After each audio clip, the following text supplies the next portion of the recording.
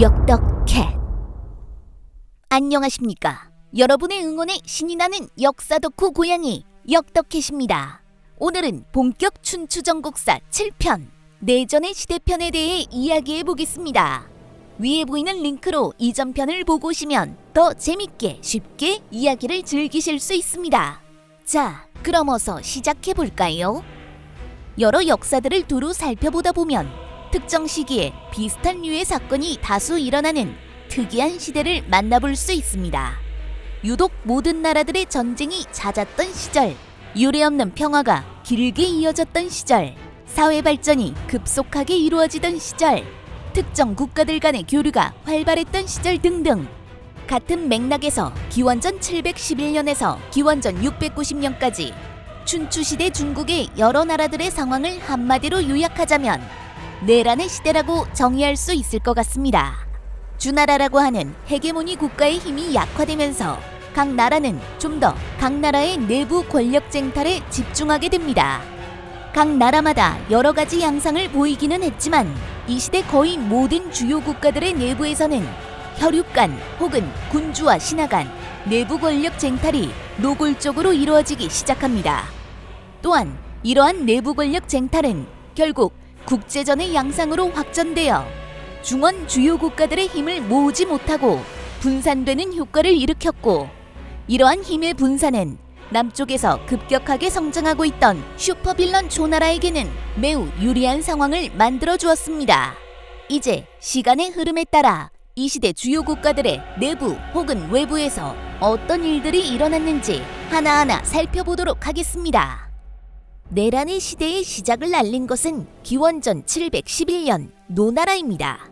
당시 노나라는 노흥공이 군으로 있었습니다.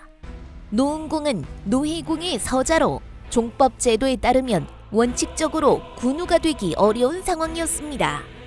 그러나 장자이자 그의 배다른 동생인 공자윤이 아직 너무 어렸기 때문에 노나라 신하들의 합의로 제후가 된 사람이었습니다. 그래서 그런지 노흥공은 스스로 임시 섭정 역할을 맡고 있는 것이라고 생각하고 있었고, 대부분의 행정적 실무적 결정을 부하들에게 위임하는 경우가 많았다고 합니다.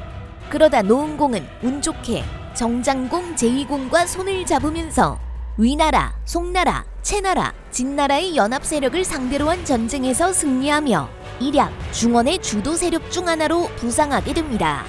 이 과정에서 노나라의 병권을 맡고 있던 공자휘는 많은 공을 세웠습니다. 공자휘는 매우 탐욕스러운 인물로 자신의 공이 높아지자 노흥공을 찾아가 노나라의 국무총리격인 태제벼슬을 청합니다. 이에 노흥공은 자신은 공자윤이 성장할 때까지 임시적으로 제후직을 맡고 있는 사람이니만큼 공자윤이 장성하여 제후가 되면 그때 공자윤에게 태제벼슬을 청하라고 조언합니다. 이 말을 노흥공이 공자윤을 시기 질투하는 것이라고 받아들인 공자휘는 노흥공에게 공자윤을 살해할 것을 제안합니다. 이 말에 깜짝 놀란 노흥공이 자신은 전혀 그럴 뜻이 없다고 소리치자 공자휘는 속으로 크게 뜨끔했습니다. 만일 노흥공이 이 사실을 공자윤에게 알리면 나중에 공자윤이 제후가 되었을 때 자신의 입장이 곤란해질 것이기 때문이었습니다. 그래서 그 길로 공자휘는 공자윤을 찾아가 노흥공이 자신에게 공자윤을 죽이라고 사주했다고 거짓말을 합니다. 아직 소심한 어린애였던 공자윤이 그럼 어찌하냐고 상담하자 공자휘는 걱정하지 말라고 하며 자신이 처리하겠다고 합니다. 그리고 며칠 후 노흥공이 성 외곽으로 출타했을 때를 노려 공자휘가 신복들을 시켜 노흥공을 암살합니다. 그리고 나서 공자휘가 공자윤을 옹립하니 그가 노황공입니다. 노황공은 제후에 오르자마자 공자휘를 태제에 임명하였으며 당시 정세를 주도하던 정나라와 제나라에 사신을 보내 우호를 맺음으로써 반란 사건을 종결짓습니다. 바로 다음 해인 기원전 710년에는 정나라와의 잦은 전투와 지속적인 패배로 인심을 잃고 있던 송상공과 사마 공부가가 송나라 국인들과 태제 화독이 일으킨 반란으로 살해되었습니다. 태제 화독은 정나라로 망명가 있던 송상공의 사촌 자빙을 모셔와 제후로 옹립합니다. 이 사람이 바로 송장공입니다. 송장공과 화독은 재위 후 즉각 정나라, 제나라, 노나라에 많은 뇌물과 함께 사신을 보내어 이 반란을 무마하고자 하였고, 정장공의 적극적인 비호하에 송장공이 모든 제후들의 인정을 받으면서 이 반란 사건도 종결되어집니다. 그로부터 불과 4년 후인 기원전 706년에는 진나라의 진왕공이 사망하자 그 동생인 공자타가 자신의 조카이자 진왕공의 후계자인 세자 면을 살해하고 제후 자리를 찬탈했습니다. 이를 노리고 옆나라인 채나라의 군주 채환우는 자신의 아우인 채계를 파견하여 공자타가 자주 가는 사냥터에 매복하도록 합니다. 그리고 공자타가 사냥을 나온 틈에 그를 급습하여 살해합니다. 그리고는 죽은 진왕공의 서자 공자약을 제후로 옹립합니다. 공자약의 어머니가 채환우의 여동생이었기 때문이죠. 이러한 끊임없는 내란의 하이라이트는 춘추시대 초반을 주도한 정나라 장공의 사후, 정나라에서 일어난 일련의 사건들이었습니다. 정장공은 여러 부인들에게 11명의 아들을 두었다고 합니다. 그중 가장 나이가 많은 4명의 아들들이 가장 뛰어났다고 전해집니다. 첫째 아들은 오래전부터 세자 자리를 지키고 있던 세자 홀이었습니다. 그는 송나라 공부가가 신정을 쳐들어왔을 때 제족과 함께 정나라를 수비해냈고, 기원전 706년에는 부균이라고 불리는 북쪽 이민족의 침입으로 곤란을 겪고 있던 제나라 희공을 돕기 위한 원군을 이끌고 출진하여 부균을 대파하는 등 군사적으로도 이미 상당한 업적을 이루고 있었습니다.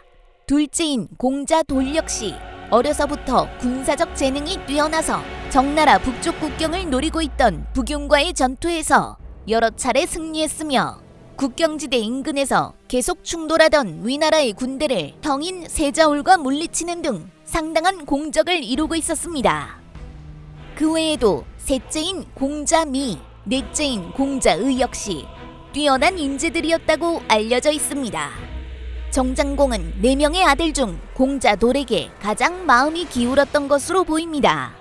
그래서 말년에 병상에서 제족을 불러 공자돌에게 제후 자리를 물려주는 것이 어떻겠는지 묻습니다. 이에 제족은 세자홀이 적장자로서 이미 오랜 시간 동안 세자 위를 지키고 있었던 데다 많은 공적도 세웠고 백성들의 신임도 얻고 있어 갑자기 세자를 공자돌로 바꾸면 급격한 민심 이반이 일어날 수 있다고 반대합니다. 정장공은 제족의 말에 동의하면서 자신의 사후 내분을 방지하기 위해 공자돌을 송나라로 보냈습니다. 공자돌의 어머니는 송나라 귀족 출신인 옹씨 부인으로 송나라는 공자돌에게는 외가의 나라였기 때문이죠. 기원전 701년 한 시대를 풍미했던 정장공이 사망하자 제족의 보필을 받으며 세자홀이 정나라 제후의 직위를 계승합니다. 그가 정소공입니다. 정소공은 제족과 논의하여 각 나라에 자신의 즉위를 알리는 사신을 보냈습니다. 정장공이 구축해놓은 정나라 중심의 판도를 유지하기 위해서였죠. 특히 송나라는 제족이 스스로 사신을 자임하여 방문하기로 했습니다. 무엇보다 공자도를 정탐하기 위한 목적이 컸죠. 그러나 제족이 직접 송나라로 온다는 소식을 들은 송장공은 오히려 이를 기회로 공자도를 정나라 제후에 앉히기 위해 준동합니다. 그는 사신으로 온 제족을 감금하고 겁박하여 정소공을 쫓아내고 공자도를 제후로 옹립할 것을 맹세하도록 합니다. 제족은 위협을 느끼고 이를 승낙하고 맙니다. 공자돌과 그의 수하들은 정나라로 돌아가는 제족 일행에 몰래 섞여 들어갔습니다. 제족은 정나라에 들어오자 아프다고 핑계대고 입궁하지 않았습니다. 그러자 정나라의 모든 공경 대부들이 제족의 집에 모여들었습니다. 제족은 이때를 놓치지 않고 집안 가득히 군사들을 매복시켜 놓은 후 방문한 공경대부들에게 새로운 제후로 공자도를 모시겠다는 연명장에 서명할 것을 종용했습니다. 이때 고거미가 앞장서서 공자도를 제후로 모셔야 한다고 큰 소리로 떠들어댔습니다. 왜냐하면 정소공이 세자였던 시절부터 고거미의 탐욕스러움을 알고 그를 싫어하고 견제했기 때문입니다. 정나라 귀족 사회의 주축인 제족과 고거미가 연명장에 서명할 것을 종용하자 모든 공경대부들은 이미 제족 고거미 사이에 밀약이 있었던 것으로 알고 연명장에 서명합니다. 제족은 이 연명장을 정소공에게 보냈습니다. 그런데 이것은 제족의 이중 책략이었습니다. 그는 연명장을 보낼 때 또 하나의 비밀 편지를 섞어 보냈는데 그 글에서 지금 궁중 안팎으로 공자돌과 송나라의 세력이 강하니 잠시 물러나 계시면 본인이 상황을 만들어 반드시 다시 정소공을 옹립하겠다는 내용이었습니다. 정소공은 제족의 이면 편지를 믿고 그날로 위나라로 망명했습니다. 이렇게 공자돌이 기원전 700년 새로운 정나라 제후가 되었습니다. 그가 정여공입니다. 송장공은 정여공에게 정나라 제후가 될 수 있도록 도와준 단례로 많은 양의 황금, 보물, 그리고 매년 일정량의 곡물을 바치고 특히 정나라, 송나라 경계지역에 세계읍을 내놓으라고 강요했습니다. 정여공은 노나라 환공을 중개자로 송장공의 무리한 요구를 물리칠 수 있도록 노력했으나 송장공의 무리한 요구가 계속되자 결국 노환공과 손을 잡고 송나라를 공격할 마음을 굳혔습니다. 그래서 그의 겨울 정나라 노나라의 연합군이 송나라를 기습합니다. 송나라 외곽지역에서 벌어진 이 전투에서 정여공과 노환공이 직접 지휘하는 정노연합군은 송나라 장수 남궁장망과 맹획이 이끄는 군대와 싸워 작은 승리를 거두었습니다. 그때 기나라가 정노 양국에게 원군을 요청해 옵니다. 기나라가 원군을 요청해 온 배경은 이렇습니다. 기나라와 제나라는 대대로 원수지간이었다고 합니다. 주나라 이왕이 다스리던 시절 기나라 제후가 주나라 이왕에게 제나라가 자주 사냥을 벌이는 것이 모반을 준비하는 것 같다고 참소합니다. 주 이왕은 사실 여부를 확인하지도 않고 당시 제나라 제후였던 애공을 수도인 호경으로 소환하여 가마솥에 삶아 죽이는 형벌을 집행합니다. 이 일이 있은 후 제나라는 힘이 생길 때마다 기나라를 멸망시키고자 했습니다. 반면 제나라의 또 다른 경쟁 국가인 노나라는 제나라가 기나라를 장악하여 힘이 강화되면 노나라의 위협이 될 것을 두려워하여 기나라와 자주 혼인관계를 맺고 제나라를 견제하는 용도로 활용코자 해왔습니다. 그런데 기원전 700년경 제나라는 북용의 침입도 물리치고 내실을 크게 강화한 상태였기 때문에 인근의 위나라, 연나라와 손잡고 기나라를 멸망시키기 위해 침입한 것입니다. 이에 노환공은 정여공과 함께 즉각 군대를 이끌고 기나라를 돕기 위해 출정합니다. 한편 정소공이 실각하고 정여공이 제후가 되었다는 소식을 들은 제나라 희공은 이에 매우 분노해 있는 상태였습니다. 왜냐하면 예전 정소공이 세자였던 시절에 그가 정나라 원군을 거느리고 와서 북용의 침입을 함께 막아주었던 은혜를 입었기 때문입니다. 이러한 소식을 들은 송장공은 제나라에 사신을 보내어 이번에 송나라가 제나라를 도와 기나라를 공격하는 것을 도와주면 다음에는 제나라가 송나라를 도와 정나라를 공격하는데 협조해달라고 제안합니다. 제2공은 이를 수락했습니다. 사실 이때 노나라와 제나라는 혼인관계를 맺은 상태였습니다. 정장공이 아직 살아있던 시절 정나라 주도로 정, 노, 제 연합이 형성되어 있었습니다. 이때 제2공은 자신의 딸 문강을 당시 정나라 세자였던 정소공에게 시집 보내고자 했으나 정소공이 이를 완곡히 거절하자 부득이 노환공에게 시집 보내게 됩니다. 즉 노환공은 제2공의 사위였습니다. 그래서 전투에 앞서 노환공은 제2공에게 기나라에서 물러나 줄 것을 간곡히 부탁했으나 제2공은 이를 거절합니다. 아직 송나라의 원군이 미처 기나라에 도착하지 못한 상태에서 노정 연합군이 제위연 삼국 연합군과 기성 외곽에서 격돌했습니다. 이 전투에서 노정 연합군은 적의 주력군인 제나라 군대를 피해 상대적으로 약한 틈인 연나라 군대와 위나라 군대를 집중 공격함으로써 제나라 연합군을 물러나게 만들었습니다. 바로 그때 기성 외곽으로 송나라의 원군이 당도하고 있다는 소식이 들리자 노환공과 정여공은 그대로 군대를 돌려 제나라 군대와 합류하려고 이동 중이던 송나라 군대를 급습합니다. 결국 노나라 연합군에 각계격파당한 제나라, 송나라 군대는 큰 혼란에 빠져 전장을 이탈했고 이로써 노정연합군이 기나라를 구원하는 데 성공합니다. 기원전 699년의 일이었습니다. 이 전투의 패배에 크게 충격을 먹은 제이공은 그 다음에 사망하고 그 아들인 세자 제아가 제후가 되니 이 사람이 제양공입니다. 정나라의 원한을 가지게 된 송장공은 이듬해인 기원전 698년 제위 진체 사국과 연합을 형성하여 대대적으로 정나라를 공격했습니다. 제족은 이번 침공이 송나라의 거의 모든 국력을 쏟아부은 군사행동이라는 것을 깨닫고 청야전술을 채택합니다. 즉 수도인 신정성을 비우고 잠시 경성으로 모든 군대와 백성을 물리는 방식이었습니다. 정여공은 제족이 채택한 이 청야전술을 매우 못마땅하게 생각했습니다. 어쨌든 송나라 연합군은 제족의 청야전술 때문에 전투다운 전투도 제대로 못해보고 별다른 성과 없이 교회 지역만 약탈하다가 돌아갔습니다.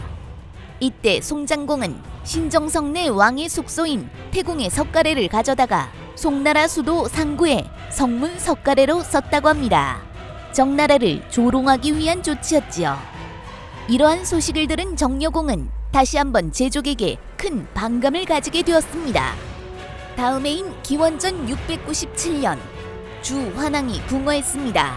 정여공은 주환왕에게 사신을 보내어 문상하고자 하였습니다. 그러나 제족이 지난날 수갈 전투에서 정나라 장수 축담이 주환왕의 어깨를 맞춘 일이 있는데 문상을 보내면 주왕실이 모욕을 받았다고 느낄 것이기 때문에 사신을 보내서는 안 된다고 제지합니다. 이렇듯 정여공은 사사건건 자신의 결정을 반대하는 제족이 미웠습니다. 그래서 제족의 사위이자 자신의 외가 사람인 옹규에게 비밀히 지시하여 제족을 암살하도록 지시했습니다. 그러나 이 사실이 옹규의 부인, 즉 제족의 딸에 의해 제족의 귀에 들어갔고 결국 이 암살 시도는 오히려 제족의 반란에 좋은 구실을 제공해 주었습니다. 결국 이 거사로 옹규는 죽고 정여공은 채나라로 도망가게 되었으며 제족은 위나라로 망명가 있던 정소공을 모셔와 다시금 제후로 옹립합니다. 채나라로 쫓겨간 정여공은 예전에 자신의 사람이었던 약성의 대부 담백에게 사람을 보내어 그의 영지에 자신을 맞아들일 것을 종용했으나 거절당했습니다. 이에 화가 난 정여공은 사람을 보내어 담백을 암살하고 채나라를 떠나 약성의 자리를 잡은 후 자신만의 영역을 확보했습니다. 그리고 나서 그는 이전부터 친했던 노나라 황공을 통해 송장공에게 사신을 보내어 이번엔 자신의 보기를 다시 한번 놓아주면 저번에 약속했던 3개의 성을 반드시 송나라에 바치겠다고 약속합니다. 다시금 욕심이 일어난 송장공은 노나라는 물론 원래 송나라와 친했던 위나라, 채나라의 군대까지 끌어들여 다시금 정나라를 침공했습니다. 사국 연합군은 정나라의 대릉에서 싸웠습니다. 이 전투에서 제족은 정면 대결을 피하고 계속 지연 전술을 펼쳤고 이 전략이 먹혀들어 사국 연합군은 다시금 아무 소득 없이 각자의 나라로 돌아가고 말았습니다. 제족은 약성에 틀어박힌 정여공을 쓰러뜨려야 한다고 생각했습니다. 그러기 위해서는 정나라의 강력한 후원국가가 필요했고 당시의 정나라의 편이 될 수 있는 나라는 정소공의 호감을 가지고 있던 제나라뿐이었습니다. 그래서 기원전 695년 그는 직접 제나라의 새로운 군주가 된 제양공을 만나 제나라를 정나라의 동맹국으로 끌어들이고자 합니다. 그때 정나라에서 사람이 와 정나라의 군주 정소공이 고거미에게 살해당했고 정장공의 3번째 아들인 공자 미가 새롭게 정나라의 제후가 되었다는 소식을 알렸습니다. 정나라에는 또 무슨 일이 있었던 것일까요? 혼란에 혼란을 더해가는 중원세계 역덕고양이의 춘추전국사는 다음 편에 계속됩니다. 구독, 좋아요, 알림 설정 그리고 친구 추천까지 역덕캣은 힘이 난단냥.